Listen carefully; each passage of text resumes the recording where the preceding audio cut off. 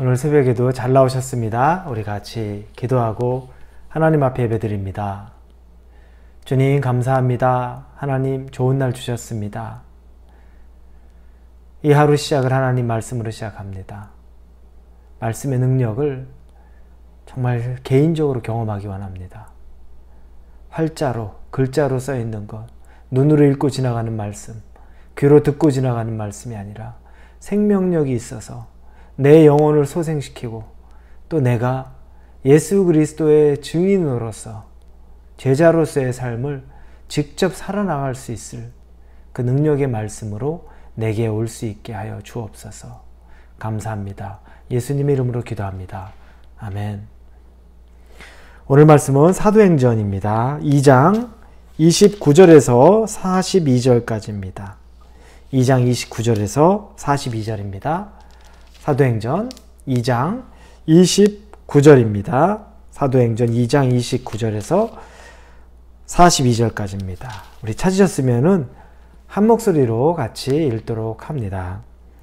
형제들아, 내가 조상 다윗에 대하여 담대히 말할 수 있노니 다윗이 죽어 장사되어 그 묘가 오늘까지 우리 중에 있도다. 그는 선지자라.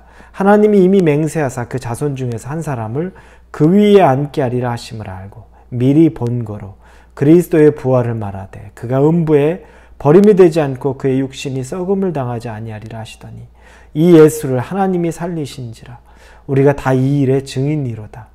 하나님이 오른손으로 예수를 높이시매 그가 약속하신 성령을 아버지께 받아서 너희가 보고 듣는 이것을 부어주셨느니라. 다윗은 하늘에 올라가지 못하였으나 친히 말하여 이르되 주께서 내 주에게 말씀하시기를 내가 내 원수로 내 발등상에 대게 하기까지 너는 내 우편에 앉아있으라 하셨도다 하였으니 그런즉 이스라엘 온 집은 확실히 알지니 너희가 십자가에 못 박은 이 예수를 하나님이 주와 그리스도가 되게 하셨느니라 하니라. 그들이 이 말을 듣고 마음에 찔려 베드로와 다른 사도들에게 물어 이르되 형제들아 우리가 어찌할꼬 하거늘 베드로가 이르되 너희가 회개하여 각각 예수 그리스도의 이름으로 세례를 받고 죄사함을 받으라. 그리하면 성령의 선물을 받으리니 이 약속은 너희와 너희 자녀와 모든 대 사람 곧 주 우리 하나님이 얼마든지 부르시는 자들에게 하신 것이라 하고 또 여러 말로 확증하며 권하여 이르되 너희가 이 패역한 세대에서 구원을 받으라 하니 그 말을 받은 사람들은 세례를 받으매 이날에 신도의 수가 3,000이나 더하더라. 그들이 사도의 가르침을 받아 서로 교제하고 떡을 떼며 오로지 기도하기를 힘쓰니라. 이제 사도행전의 내용이 아주 다이나믹한 내용이 나옵니다. 오늘 베드로가 설교하는데 베드로가 설교하고 있는 이 회중, 이 대상들은 참 신기한 사람들입니다. 베드로가 설교하기 전에 120명이 마가의 다락방에서 성령을 기다리며 계속 기도하고 있었습니다. 성령의 존재가 무엇인지도 모르고 누구인지도 모르고 어떻게 임하는지도 모르고 그냥 기도하고 있었는데 성령이 불같이 임했습니다. 그리고 그들이 성령이 임하자 그 입이 방언이 터지고 그러면서 여러 나라 말로 표현하는 것처럼 들리니 그 주변에 있던 사람들이 깜짝 놀라는 거죠. 한 번도 들어본 적도 없는 그 언어로 얘기하는 것을 보고 이게 도대체 어느 나라 말이냐 하고 사람들이 전부 깜짝 놀라고 다 우왕좌왕하고 있는 겁니다. 그러던 차에 마지막에 2장 13절에 보니 또 어떤 12절부터입니다. 다 놀라며 당황하여 서로 이르되 이 어찌된 일이냐며 또 어떤 이들은 조롱하여 이르되 그들이 세술에 취하였다 하더라.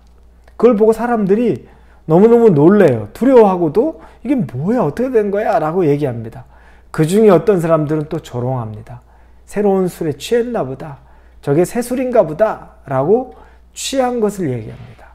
그러자 베드로가 오늘 설교를 시작하는 겁니다. 이 설교를 하는 내용에는 그들의 폐부를 찌르는 내용을 얘기합니다. 예수 그리스도는 누구고 예수 그리스도를 죽인 자들은 바로 너희들이고 그런데 예수 그리스도는 그렇게 죽은 것으로 끝나지 않았고 그분은 십자가에 죽으셨지만 하나님이 그를 죽음에서 다시 살리셨고 그리고 부활 승천하셨다. 그러나 그들의 죽음, 예수의 죽음은, 예수를 죽인 자는 바로 너희들, 예수를 거부했던 자들이라고 분명하게 설교를 하면서 말합니다. 이 설교를 쭉 하자 오늘 본문의 37절에 보니까 그들이 이 말을 듣고 마음에 찔려 베드로와 다른 사도들에게 물어 이르되 형제들아 우리가 어찌할꼬 하거늘.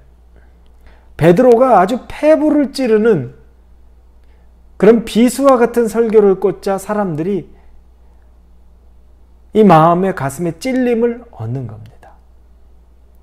여러분, 우리는 지금 아주 예수님을 조롱하고 하나님을 조롱하고 기독교를 조롱하는 시대에 삽니다. 전 세계가 그런 분위기 속에 있습니다. 너무 많이 조롱을 당하죠. 그런데 우리는 한마디 말 못합니다. 첫째는 그런 말을 하기에는 우리 스스로가 부족한 것이 너무 많아요. 믿음으로 서 있지 않은 개인과 교회들, 목회자들이 너무 우리가 많기 때문에 그런 담대함이 사람들에게 말할 수 있는 거리가 없는 것도 사실입니다. 그러나 그렇게 말하기에는 또 사람들이 너무 많이 아주 독한 모습이 또 있습니다. 베드로를 보면서 느끼는 것은 담대함입니다. 그는 술에 취했나 보다. 성령의 충만함을 받고 성령의 역사, 성령의 강림함을 받은 사람들을, 그 사람들을 보고 술에 취했구나라고 말하는 사람들에게 담대히 두려워하지 않고 말씀을 선포합니다. 우리에게도 이런 담대함이 필요합니다. 우리에게도 이렇게 예수님이 모욕을 당하고 우리 기독교가 모욕을 당하는 데 있어서는 우리도 담대함이 필요합니다. 그런데 여러분, 우리를 보면서 세상의 일반 사람들보다 더 못한 윤리의식, 더 못한 사랑, 더 주변을 챙기지 못하는 것으로는 절대 그들에게 말할 수 없습니다. 그래서 이 담대함을 갖기 전에는 어때야 됩니까? 베드로나 120명의 문도처럼 성령에 충만해야 합니다. 예수로 가득해야 됩니다. 성령이 충만하다는 건 뭡니까? 세상에 감당할 수 없을 정도로 우리가 하나님의 사람으로 우뚝 서야 된다는 겁니다. 내 주변의 사람들이 우리를 보면서 가히 담대히 뭐라고 말할 수 없을 정도로 우리가 성령 충만함으로 있어야 합니다. 말로만 하는 성령 충만이 아닙니다. 정말 그들은 성령이 가득했습니다. 기도하는 가운데 성령이 아주 가득한 그 경험을 한 겁니다. 우리는 말은 쉽게 합니다. 말은 전도하겠다고 하고 말은 이걸 저걸 얘기하지만 우리의 삶엔 성령 충만함이 없습니다. 여러분에게 도전합니다. 여러분의 삶에 성령 충만이 있기를 바랍니다. 성령 충만한 사람들은 다른 사람들이 감히 우리를 대하지 못합니다. 성령 충만한 사람은 예수의 형상이 살아있는 사람이기 때문에 쉽게 사람들이 도전할 수 없습니다. 성령 충만한 사람들은 다른 사람을 변화시킬 만한, 움직일 수 있을 만한 그런 준비된 사람입니다. 여러분이 그런 성령 충만한 사람이 되길 바랍니다.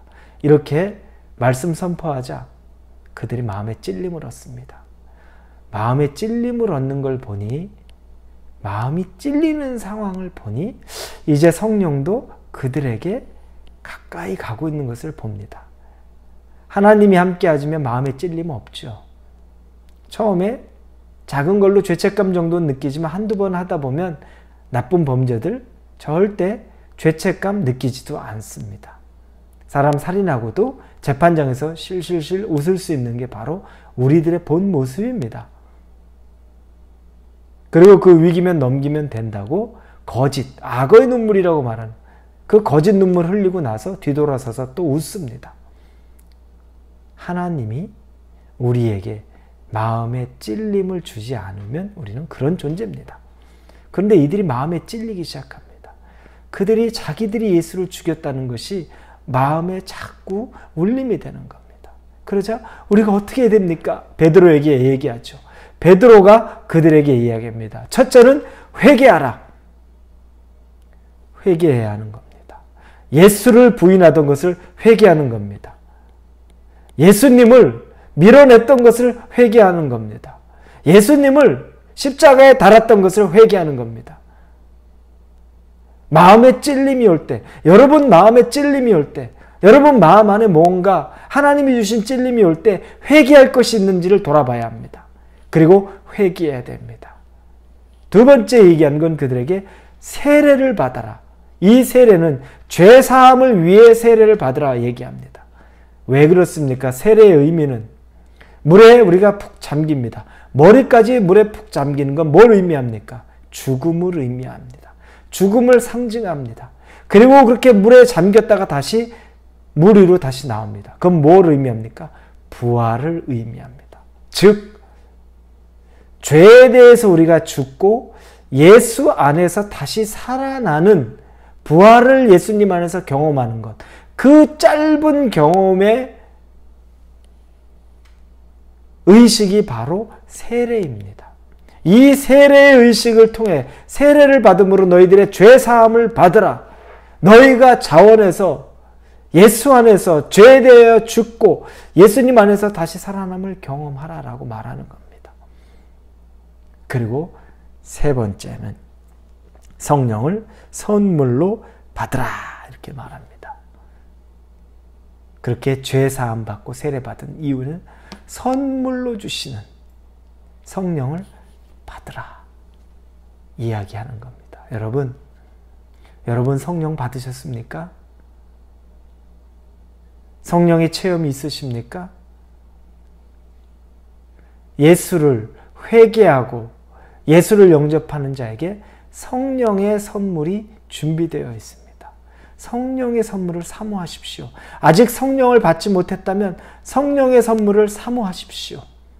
그 뜨거운 선물을 사모하십시오. 은혜의 선물을 사모하십시오. 그리고 그 자리에 있는 사람들이, 마음에 찔림이 있던 사람들이 그 말을 듣고 순종해서 세례까지 받았습니다.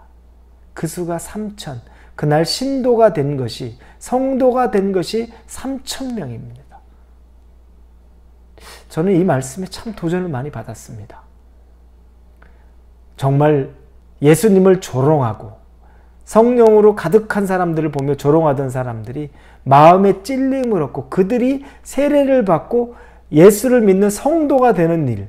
그럼 이 시대, 우리가 살고 있는 이 험악한 시대, 정말 기독교가 땅에 떨어지고 예수의 이름이 땅바닥에 떨어졌고 조롱의 대상이 이 시대에도 희망이 있는 겁니다. 첫째는 뭡니까? 우리가 성령으로 충만해야 됩니다. 그리고 담대합니다. 그리고 그들을 변화시킬 수 있는, 그 변화시킬 수 있는 우리 안에 담대함, 예수의 선포의 능력이 있어야 됩니다. 그러면 성령이, 하나님이 역사하셔서 3,000명이나 되는 조롱하던 자들을, 예수를 죽였던 자들을, 부인하던 자들을 구원해내는 역사가 일어난다는 겁니다. 이 일이, 이 힘든 어려운 시대, 다 예수를 부인하고 기독교를 조롱하는 이 시대에 우리 이 땅 가운데도 저와 여러분을 통해서 이 일들이, 증거들이 일어날 수 있기를 축복합니다. 도전합니다. 그래서 성령으로 여러분 충만하시고 회개하고 여러분이 성령의 은혜를 스스로 먼저 경험할 수 있기를 주님 이름으로 축복합니다. 기도합니다. 하나님 감사합니다. 담대한 베드로의 모습을 보고, 그리고 죄책감에 있던 그들 가운데 하나님의 말씀을 선포해서 그들에게 회개시키고 세례를 주고 성령의 선물을 받으라고 선포하자 3,000명이 세례받고 그날 성도가 되는 역사가 있습니다. 이 시대에 우리가 이 도전을 받고 사도행전의 역사가 우리 교회와 성도와 우리 모든 믿는 자들을 통해서 일어나는 것들을 경험케 하여 주시고, 첫째로 우리가 먼저 성령 충만함을 얻게 하여 주옵소서. 우리가 죄에 대해 민감하게 하여 주옵소서.